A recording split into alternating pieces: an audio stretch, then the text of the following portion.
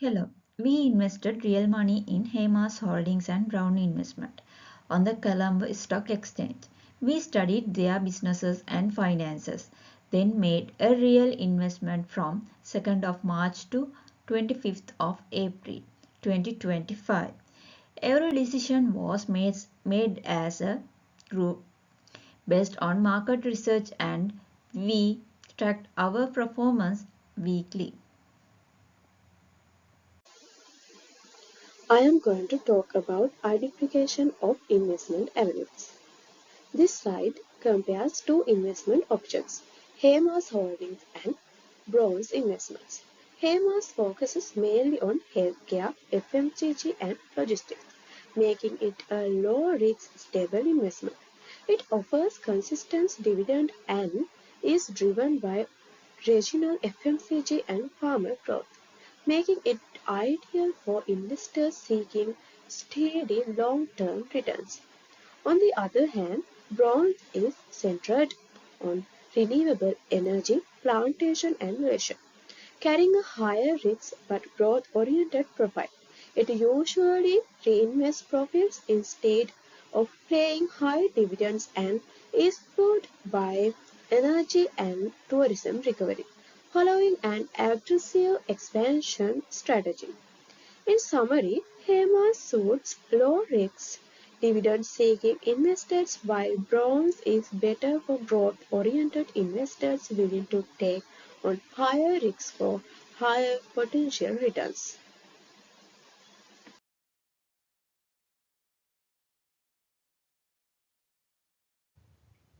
Yes, Salomini, my part is the industry analysis where we examine two companies listed in the Colombo Stock Exchange.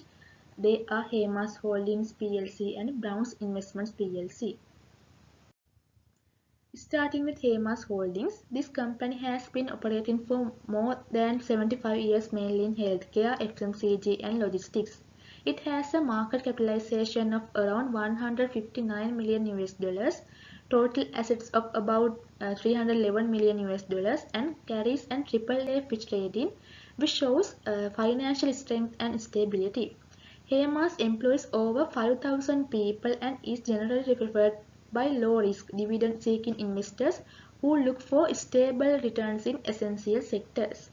In contrast, Brown's Investment plc is a diversified player in tourism, plantations, renewable energy and infrastructure projects.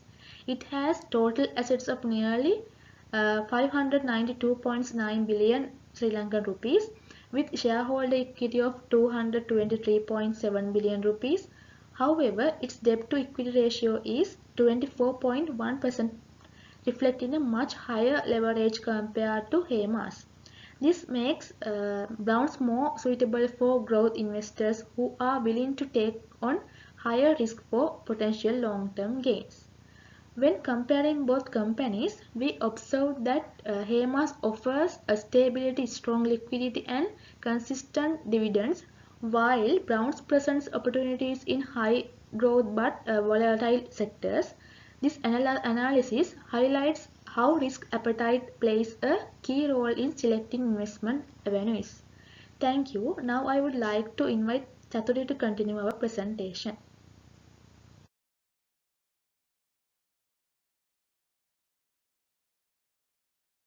I'm going to talk about SWOT analysis of Hemas Holding PLC and Brown's Investment PLC. First, I'm going to talk about Hemas Holding. This is a strong local company with well-known brands like Baby Shermi and Kumarika. It has a diverse business in healthcare, logistics, and pharma with wide distribution network. Its weakness include high competition, rising cost, reliance on Sri Lankan market, and limited international presence. Opportunities include growing demand with healthcare and personal care products and potential regional expansion. Threats are more restriction, currency fluctuation, and price sensitivity customers. Overall, Hemas is strong loyal with a good growth potential but face challenges from competition and the local economy. Now I'm going to talk about Brown's Investment PLC. This has several strengths such as diversified portfolios, strong backing from LOLC, and presence in fast-growing sectors like hospitality and renewable energy. It also earns foreign income from regional investments, but there are weaknesses including high debt, low profitability in some areas, heavy reliance on Sri Lanka's economy, and limited transparency. For opportunities, tourism recovery, renewable energy growth, and possible restructuring can all increase value. And finally, the main threats are potential and economic instability, currency depreciation, and regulatory changes. In short, Browns has growth potential, but high debt and unstable environment remain major risk. Thank you. Thank you, Chaturi. I am Surindi. My part is a ratio analysis. I would like to present about 5 ratio analyses. They are investor ratio, profitability ratio, solvency ratios, liquidity ratios, and efficiency ratios. First one is the investor ratio. Investor ratio usually refers to the comparison or proportion involving investors, often showing ownership, return, or number of investors related to something else. The Hermes company has demonstrated strong financial potential. Earnings per share increased significantly from 2.1 in 2020 and 2021 to 10.25 in 2024 and 2025. Showing the consist growth, the price to earning ratio currently at 7.9 reflects investor confidence and market value.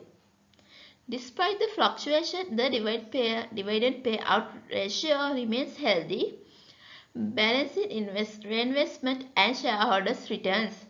These trends highlight Hermes' ability to generate value, manage market volatility, maintain investor trust about sustainable financial performance and financial disciplined capital allocations.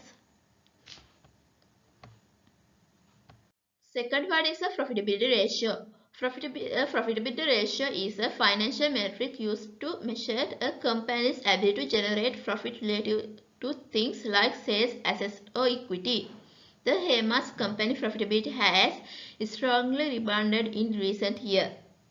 Net profit margin improved from 1.36% in 2019 and 20 to 24.47% in 2024 and 25, using the formula net profit divided by revenue multiplied by 100.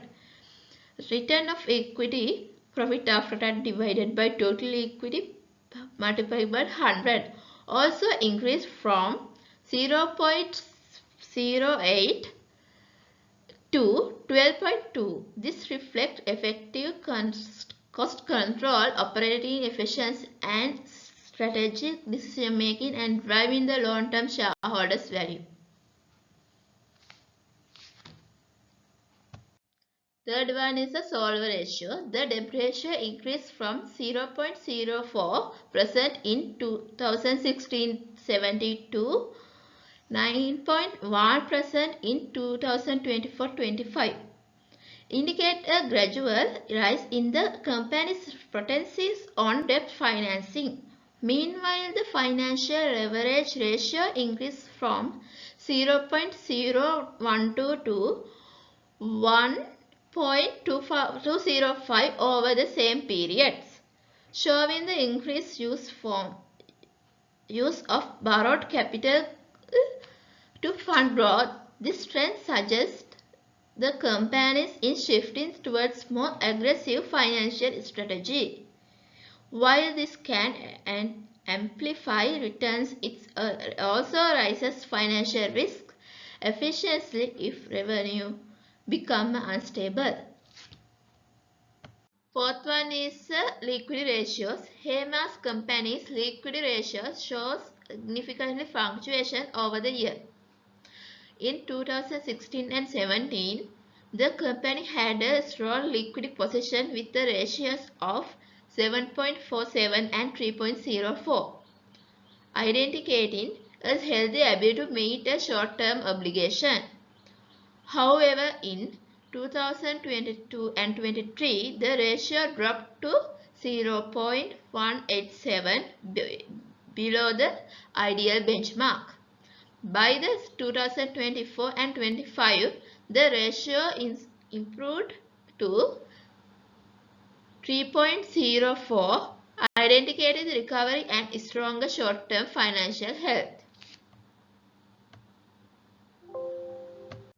Fifth one is the efficiency ratio. Heymas company's efficiency ratio shown prepaid inventory movement and volatility in working capital turnover. Inventory turnover reached 20.1 in 2022 and 23, while the working capital turnover declined to negative values in 2019 and 20 and 2023 and 24.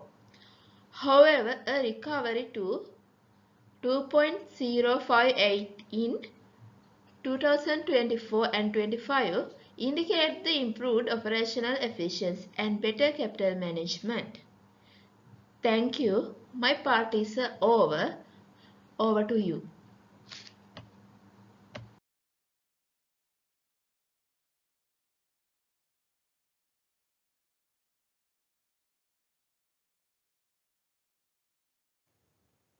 My name is Dini Madhushani. We moved a summary of investment activities. We built a diversified portfolio with Hemas Holding PLC and Browns Investment PLC, targeting key sectors like healthcare, FMCG, logistics, hospitality, agriculture, and power. First one is Hemas Holding PLC, chosen for long-term growth and stability, strong brand, consistent dividend, and diversified operations. Analysis showed resilience and solid fundamental. Next one is Brown Investment PLC. Selected for its growth potential is tourism, agriculture, and energy. Our strategy focused on reducing risk and making smart, data-based decisions. Thank you. Thank you, Helena. Today I will be presenting our investment return analysis of the period of March to April 2025.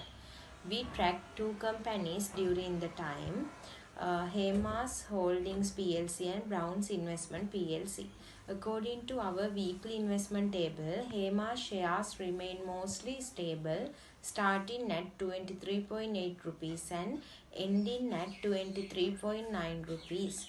In contrast, Brown showed more fluctuation, dropping the 6.7 rupees in week 3 but recovering slightly to 7.3 rupees in week 4. The portfolio performance graph. Our portfolio started with a value of 5,500, peaked in week 2, dropped sharply in week 3 and recovered again in week 4. This shows small ups and downs. But overall the portfolio ended slightly better than it started. In terms of the investment outcome, our initial investment was 25,000 rupees and the final value was 24,428.29 rupees. This means we faced a small overall loss of 428.29 rupees, which is about minus 2.29% return. Finally, Hema shares were stable while Browns had more volatility but showed recovery. Limited trading means few opportunities for quick gains, but by holding shares until the end of the period, we minimize larger losses. So overall the investment performance shows that while we had a small negative return, the portfolio demonstrated resilience and recovery patterns, which is an important learning for future investment decision. I would like to invite Tamasha continue this presentation. Thank you.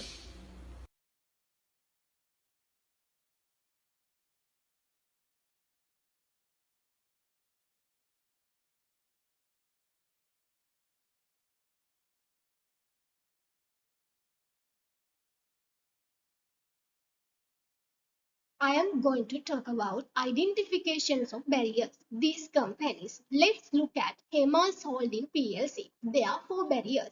Firstly, regulatory campaigns, strict healthcare rules raise cost, hit profit. The second one is market saturation fears. The competitions limit consumer goods growth. The third one, supply chain issues forex. The limitation delay imports. The case inefficient. So the last one, talent storage, lack of skill, healthcare staff. The healthcare staff hikes cost and slow expansion.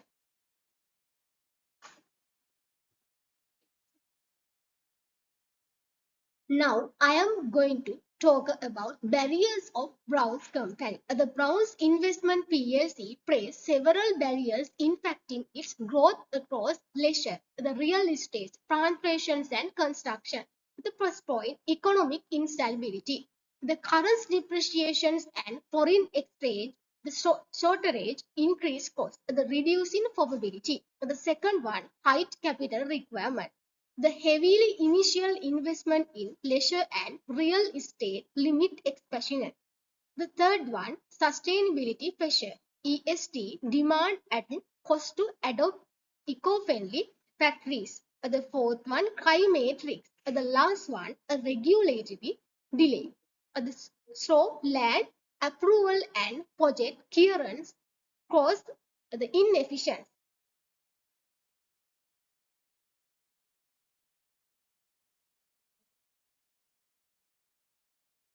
Thank you all for listening. In our project, we studied Hemas Holding PLC and Brown Investment PLC on the Colombo Stock Exchange.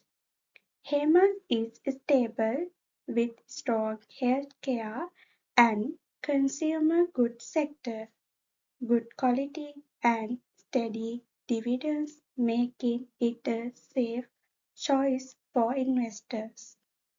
Browns offer exciting opportunities in tourism and renewable energy but carries higher risk due to its debt and market ups and downs. Our real investment for March 2 and April 25, 2025 together ask how to manage money and make smart choices in a changing market.